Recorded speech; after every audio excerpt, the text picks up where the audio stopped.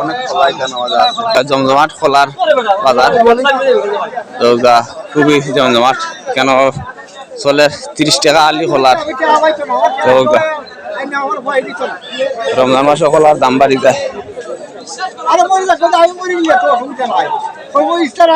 খোলা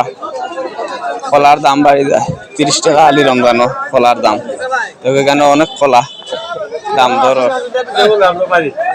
আলি উল্লিগা 30 আপনারা হয়তো দেখা ক্যামেরার স্ক্রিনে আমি আছি আপনারা আমাদের খোলা আছে খোলা